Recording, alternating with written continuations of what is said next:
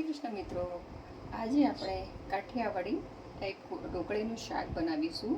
તો તેના માટે મેં બેસનની ઢોકળી બનાવીને રાખેલી છે. રૂટિંગ મસાલા છે, લસણ મસાલો છે, છાશ છે અને ખાંડ છે. તો હવે આપણે સ્ટાર્ટ કરીશું.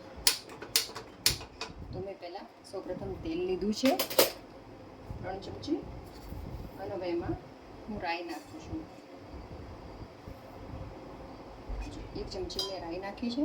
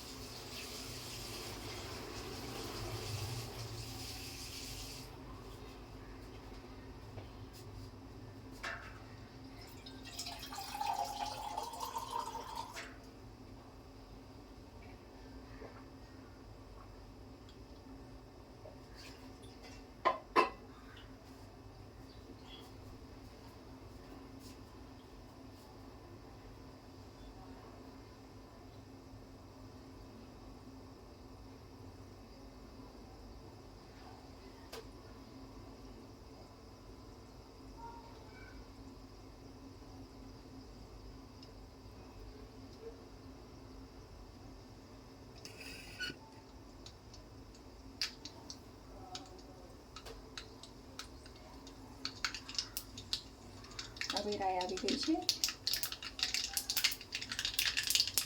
એમાં હિંગ નાખીશું અને આ ખડા મસાલા લીધા છે એ નાખીશું,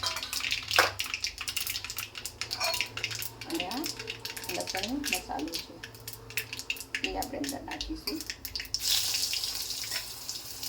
અને ગેસને સ્લો રાખીશું.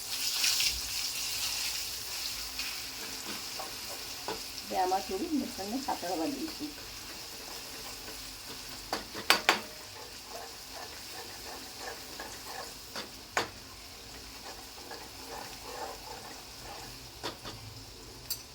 થઈ ગયું. હવે આપણે અંદર છાશ નાખી દઈશું. અંદર હળદર નાખીશું, પછી સ્વાદ અનુસાર મીઠું અને થોડું કાશ્મીરી લાલ મરચું, અને આમાં થોડીક ખાંડ. હવે આપણે આને થોડું ખદબદવા દઈશું.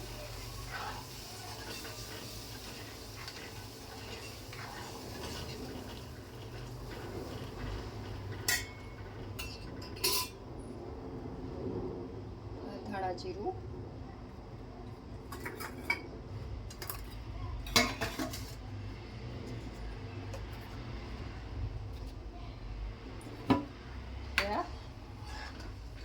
હલાવવાનું થોડું.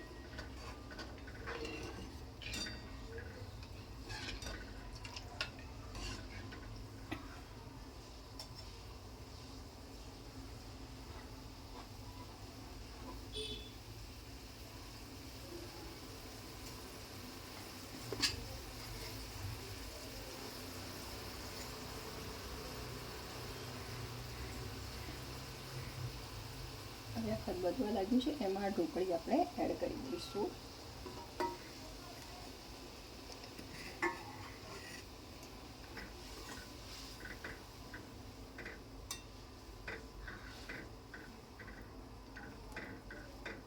હવે 2-5 મિનિટ આને ફરીથી ખદબદવા દેવાનું છે.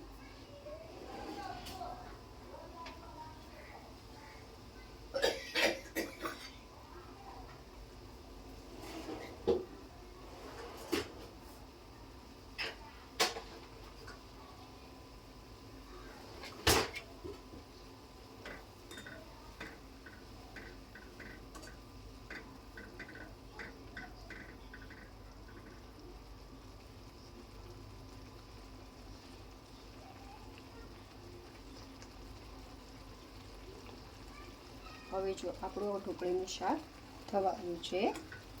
આમાં રસો રાખવાનો છે, કેમ કે મેં ઢોકળીમાં સોડા નાખ્યો છે એટલે સોડા પી જશે. એટલે હવે આ ગેસ હું બંધ કરી દઉં છું અને હવે આપણે સર્વિંગ પ્લેટમાં લઈ લઈશું ઢોકળીનું શાક.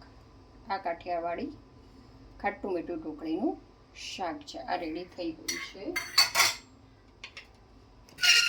આ કાઠિયાવાડી ઢોકળીનું શાક. જય શ્રી કૃષ્ણ મિત્રો.